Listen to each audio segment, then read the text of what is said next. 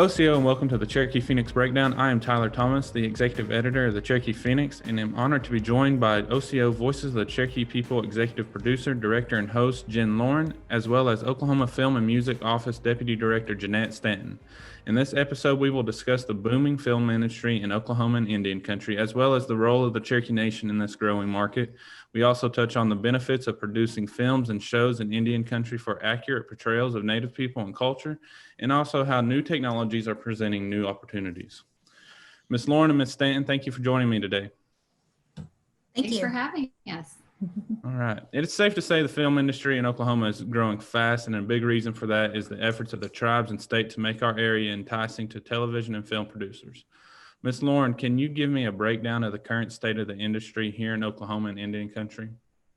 I certainly can, and Jeanette can speak to that as well. But so the state of Oklahoma and the Oklahoma Film and Music Office, for which Jeanette is the deputy director, they have been working for years and years to help attract the film industry to Oklahoma. And so all of their efforts have been paying off quite a bit here lately, as Oklahoma is experiencing a film boom essentially right now. But one thing for everyone to know is that when you're talking about bringing film and TV projects to the state, they're always, the way to get them here is through a film incentive, and that is what the state offers, is the state film incentive. And so they've done a great job of getting people here. And then of course, there's also local productions that use that film incentive as well. And that just essentially helps them with their bottom line and making it affordable for them to create film and TV projects. And so of course, when you talk about Oklahoma, Indian Country is included in Oklahoma. And so the Cherokee Nation, we have had a huge number of projects come through, and we've helped here and there where we can. But I get calls every single day about people that are either coming here to film a project or considering coming here to film a project. And Jeanette can talk about like how many projects are, in the hopper right now that are filming or have filmed here recently as well. Ms. Stanton, what are some of the other factors that make our area so appealing? Oh gosh, well, locations is definitely at the top of the list.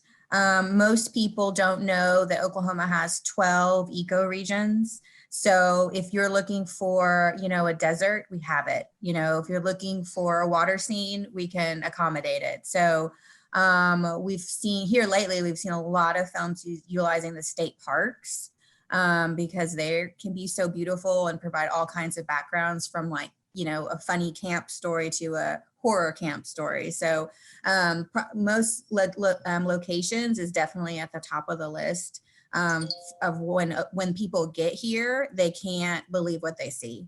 And then second to that is definitely going to be crew. We hear so many good things about Oklahoma's crew and how the hard workers, willing to bend over backwards and just really want to be on set working. Just good spirits all around. Yeah. What are some of the projects being filmed or developed in our state right now?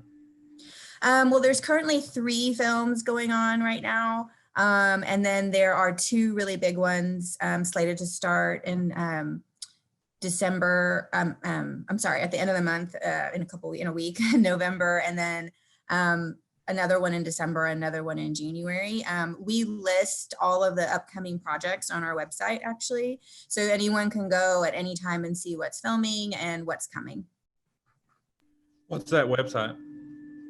It's our Oklahoma film website. It's going to be okfilmmusic.org. Now, narrowing our focus more specifically to the Cherokee Nation and its role in the growing film industry, Ms. Loren, how has the tribe embraced this growing market?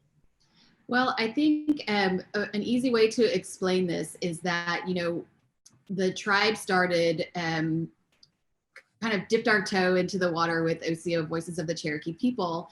And through the success of that show, we had been utilizing, and we still do utilize, filmmakers who live in the Tulsa, northeastern Oklahoma area, and they work on that show.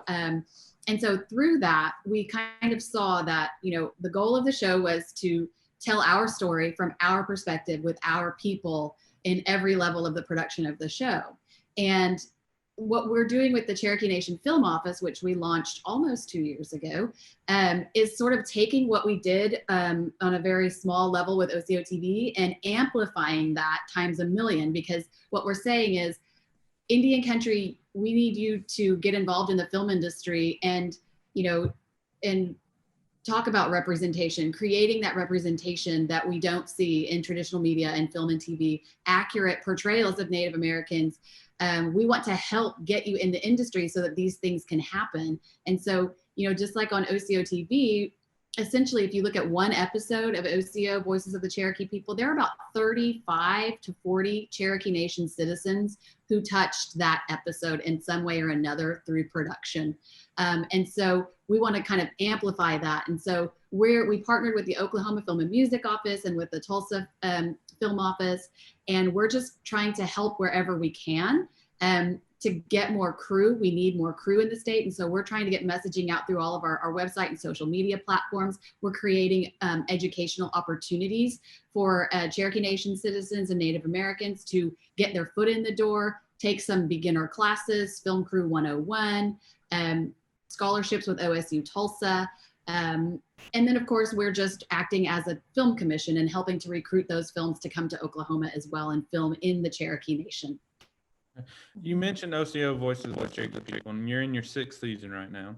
Mm-hmm. You've won Emmys, you've won other awards. How are you parlaying that success into other projects?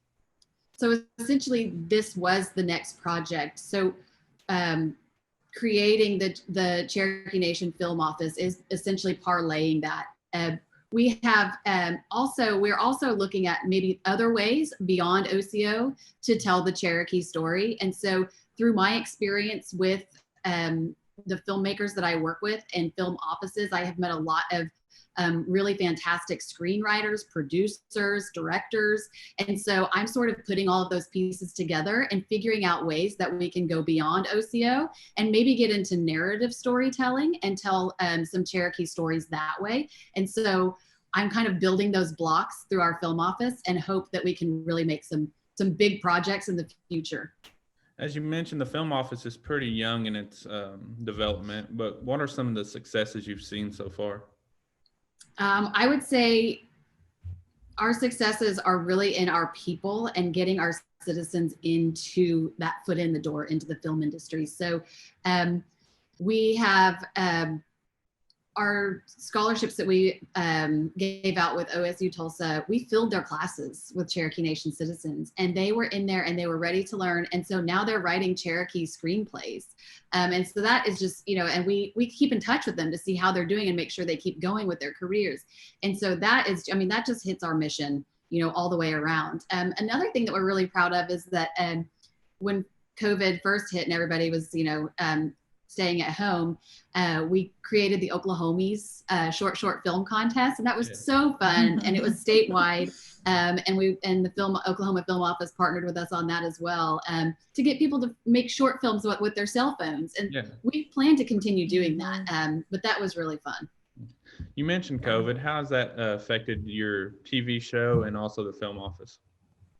So I can speak how it's affected our TV show, and Jeanette can talk about drastic measures that have been taken on the state's end. But our TV show essentially came to a halt. Production came to a halt when COVID hit. And we had to kind of step back. We had to cancel stories that we had already been working on with elders because we wanted to protect them.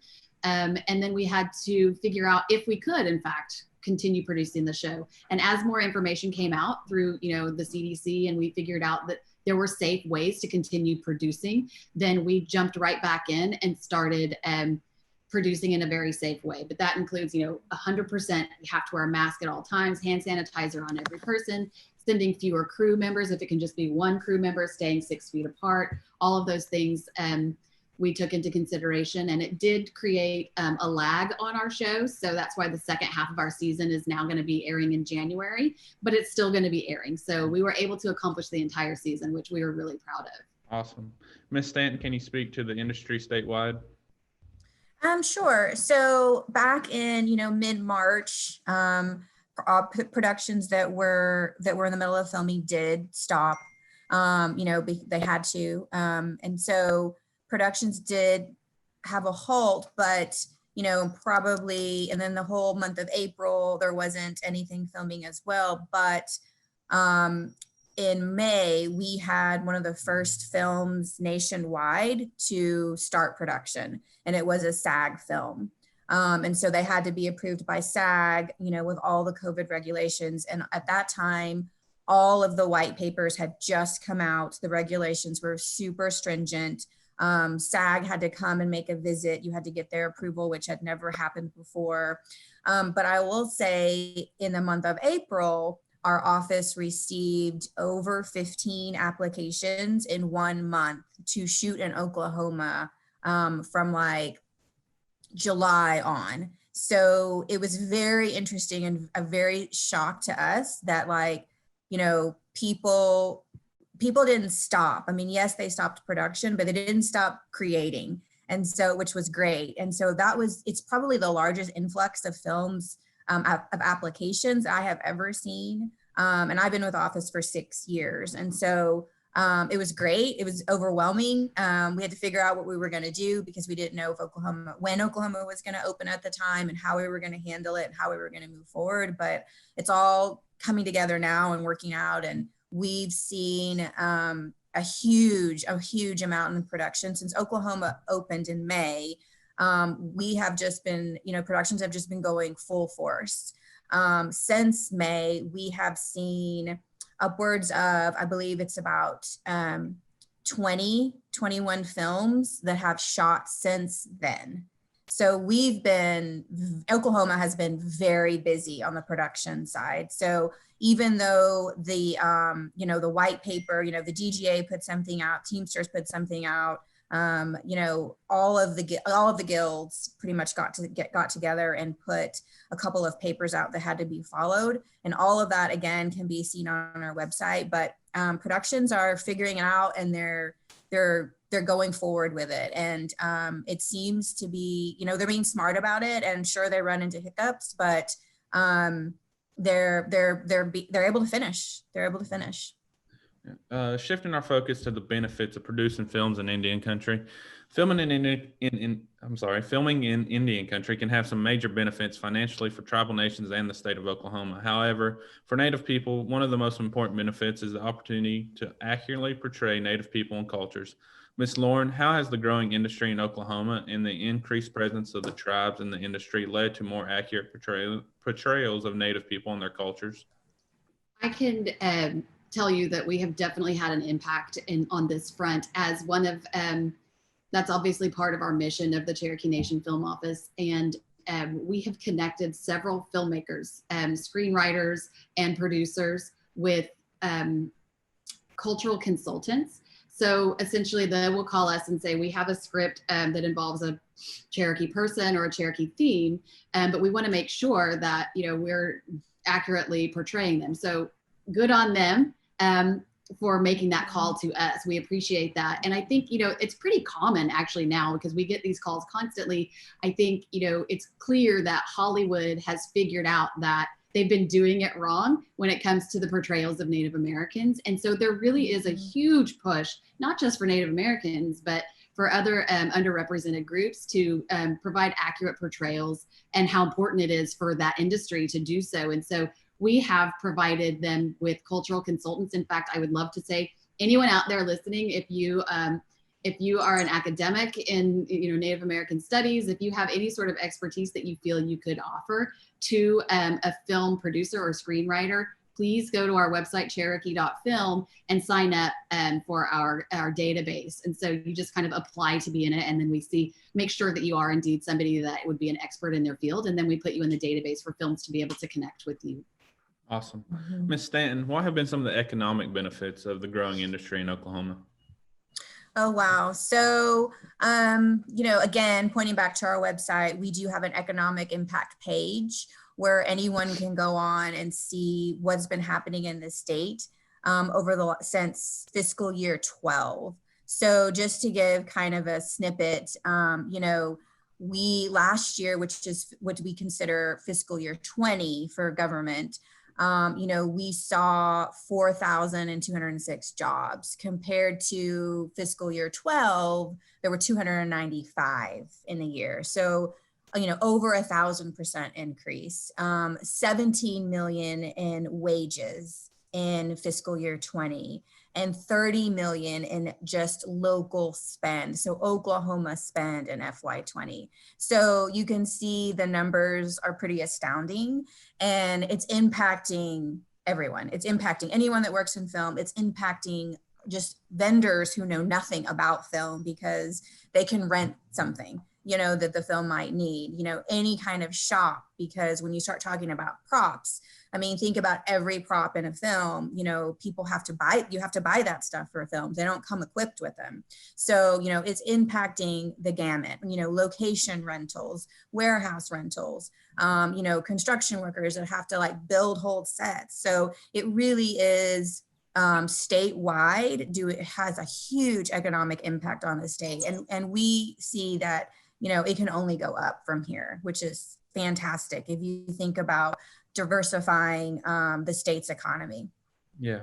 Ms. Loren, is the tribe experiencing any of these benefits as well? Absolutely. So we are not in a place yet with our film office because we're so young where we can start tracking those. We don't have an incentive in place that tracks that spend like the state does. And so we rely on the state's numbers and just knowing the films that are in our region. But we definitely look to increase the presence of those films. And, as we continue to grow as a film office, we look at ways that we can focus in on that. But that is definitely a big part of our mission, is to increase opportunities for economic development here. And we have a lot of things that we're working on that will help with that. Ms. Loren, how does the state and the tribe work together in this industry? Well, we partner with the state as much as we can on many things. But, we definitely are following the lead of the state. So their office they've taught us so much over the last 2 years. We've been learning from them how this works, how as a film commission, by the way, Cherokee Nation Film Office is the first tribe to be certified, tribally certified film office underneath AFCI, which is kind of the industry organization that we fall under, and where we get a lot of our information and learn from as an industry. But so as a film commission, the state has been really wonderful to teach us kind of the basics and, which lanes we need to be in to really kind of bring that economic impact to our film office and to our region. And so we also, on the other end, try to help support them. So when they have a film who's interested in coming to Oklahoma and they say we might need XYZ location that, and they reach out to us, we are happy to help bring those filmmakers, show them our locations, take them location scouting if we need to. So it's really just kind of a partnership. But also, one of the main things that we've been focusing on with the film office, with the state film office, is to help create that crew base. So, as Jeanette was saying, the more films that come here, that's the more crew that they need. And, this is an industry that, everyone sees as really having the potential to become the new big industry in Oklahoma. And if that's going to happen, we need more people to get involved and to become crew members and to learn about the film industry. Like if you're a caterer, maybe you learn how to do catering for a film set. All kinds of, if you're hair and makeup, maybe you learn how to do hair and makeup for film. And so what we're trying to do is really help them get the word out and get more people involved and get people to start getting their foot in the door, giving them those scholarships, getting them trained in new technologies and things like that, that would then feed into the industry to help us grow. Ms. Stanton, how important is it to have the tribes as a partner when it comes to the growing industry? Oh, so important. Jennifer and her team have done a fantastic job. And I think, being a state that has not only the state film office and then now Native film office and then the Tulsa film office, we only look stronger to the masses, externally. And so especially with the Native piece, we are singing the praises of having the Native representation and making sure people know, Oklahoma has a huge Native base and we're here. And they've only made it more apparent by having a film office and getting involved. And we're kind of piggybacking on both of our sides. They're doing stuff for us and we're doing stuff for them. And so it only makes Oklahoma look stronger and more diverse. And I'll just add to that real quick, Tyler, that we also have on our website, Cherokee.film, we have directories that we just launched a couple months ago, where if you're Native American, you can sign up to be on our directory for Native American crew, so that when, Jeanette's office is talking to a film who's considering coming to Oklahoma and they say, but we're looking for diversity and maybe we have a Native American theme, she can, and her office can point them to our website and say, well, the Cherokee Nation Film Office has a Native American crew directory. And we also have a Native American talent directory. So, and it's not just for Cherokees, it's for citizens of any tribe. You can sign up and be in our Native American crew and talent databases. And then film-friendly businesses in the Cherokee Nation can sign up as well, so that when they do come here, and Jeanette's team says, hey, we've got this film they're gonna film in the Tahlequah area, she can point them to our website and say, there's a list of film-friendly businesses in the Cherokee Nation for you. So if you need that caterer or a florist or an antique shop or whatever, they're there listed. And that leads us into our next discussion on opportunities to break into the film industry. Ms. Stanton, as the market grows, so does the opportunities for these people to break in and get their foot in the door. What are some of the projects or needs and projects that you've seen in our state? Well, as an office, some of the projects we have going we're doing a huge workforce push. So we have a whole web page on our website dedicated to workforce, where there's a short clip about getting involved, video that we've done, and then hundreds of resources on that website. So we're talking about schools, certifications, workshops that are available. And at schools, we're kind of run the gamut, going from a university to a trade school to, a weekend class. And so the needs that we've come across, like as Jennifer mentioned, as more films come, it's not just more films are coming, the budgets are becoming larger, which means more crew. And also, for those that are interested in getting involved in crew, it also means more pay. I mean, quite frankly, it's better, it can be a better, cost, it's better for the crew actually, and so the needs that we see they kind of run the gamut. I mean, we're seeing needs for location, representatives, we're seeing needs for caterers and craft services, electric, and so it's kind of, production, PAs, which are basically office assistants. And so we're seeing a huge variety of need, obviously depending on the film, depending on the budget. And we are trying our best to push those needs out to the masses.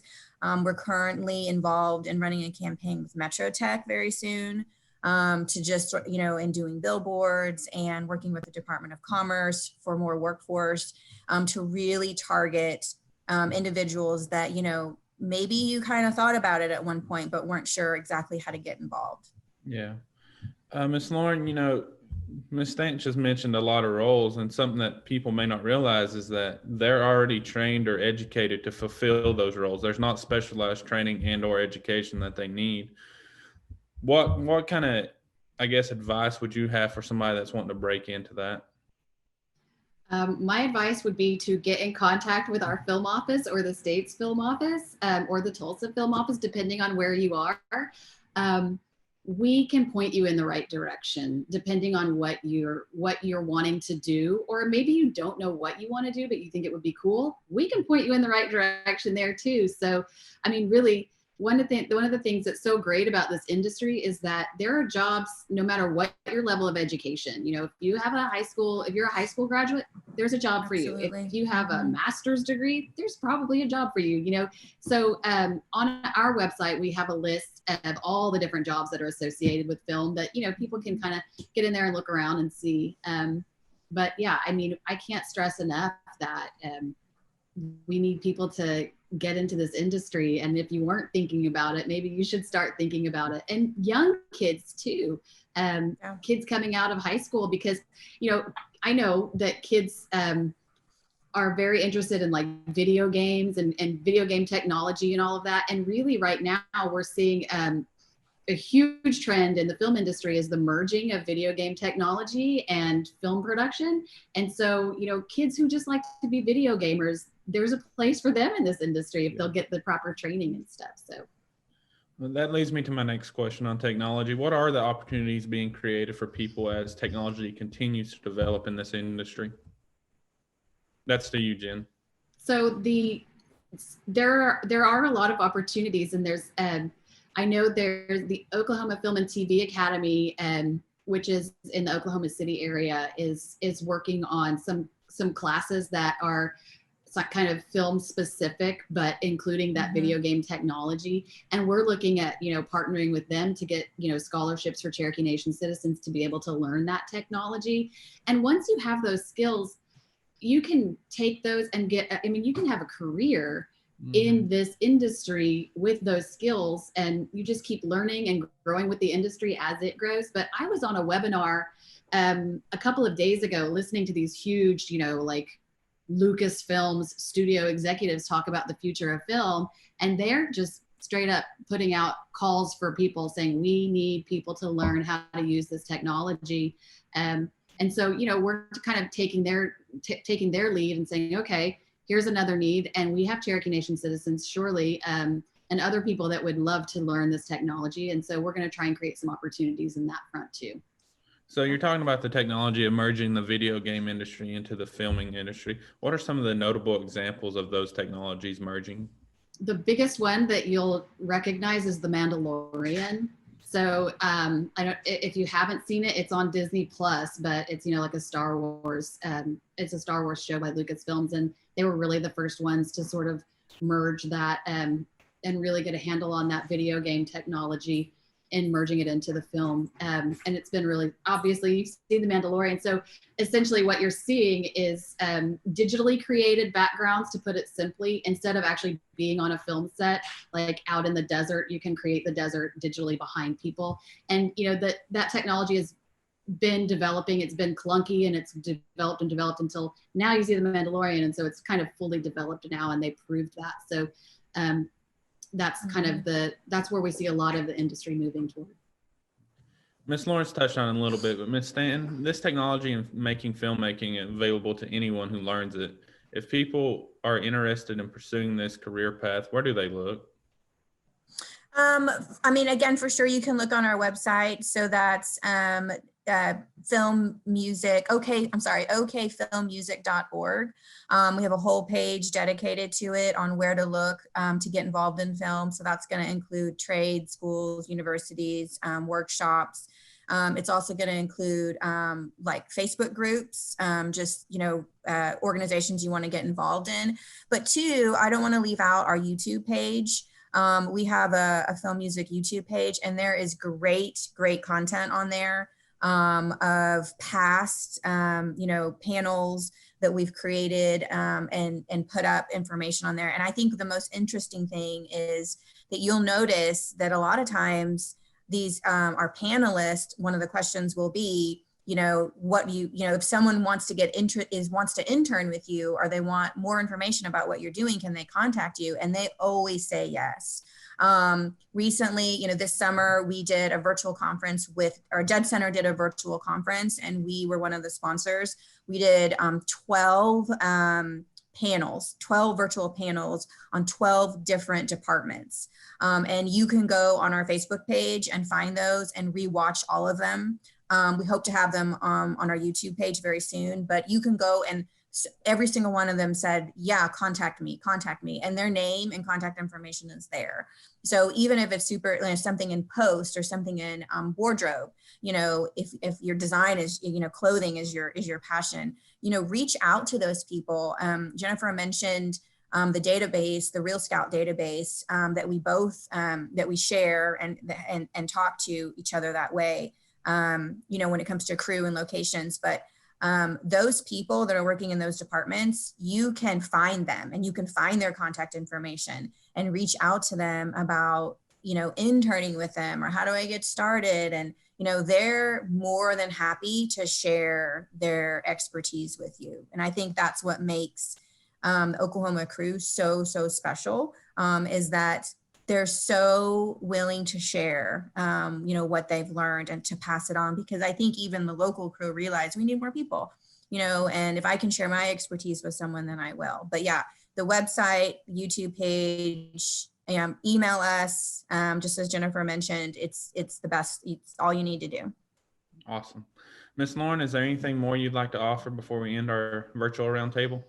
I just want to, our office is going to start making a push. You'll see, around the Cherokee Nation, some sort of like advertising to try to get people to kind of look at this industry, maybe how they haven't looked at it before, and realize that there is a place for them. And I think the beautiful thing specifically for Cherokee Nation about this industry and about our film office and about the work that we're doing is that it's kind of a twofer, in that we can create jobs and economic opportunities at the same time we are increasing the presence of Native Americans in film and TV. So it's like we get to get our representation out there and sort of change that narrative, take hold of that narrative, because the more Cherokee people and Native people you have involved in storytelling, the better, because it'll increase the number of stories and projects that are Native based and Cherokee based, but at the same time, it'll help with accurate portrayal. And at the same time, it's creating jobs and career paths for our people, which, I just can't say enough about how exciting this industry is to me. And I hope that other people will get excited about it as well. Awesome. Ms. Stanton, anything to add before we conclude? I think just to echo what Jennifer said, I mean, this is an extremely exciting time. If you have any interest or have ever wondered about what it would be like to work on a production, now is your time to jump on board. There are so many people that, have master's degrees or high school degrees or college degrees, and they've always thought about doing this, but never have wanted to take the plunge, even if it's a side hustle, to just kind of dip your toe in to see what it's like. I just would encourage everyone to get online, do some research. The Oklahoma Film and TV Academy offers a free podcast that you can take, just to listen to some experts in the industry. But this is the time. This is definitely the time to jump on board. There is so much happening, and there's so much to come in 2021 for sure. Terrific. Ms. Loren, Ms. Stanton, thank you for joining me today and discussing the booming film industry in Oklahoma and Indian Country. I also want to thank our audience for watching this episode of the Cherokee Phoenix Breakdown, and be sure to follow us on Facebook, Twitter, and Instagram to catch our next episode. What up? Go, Tyler. Thank you.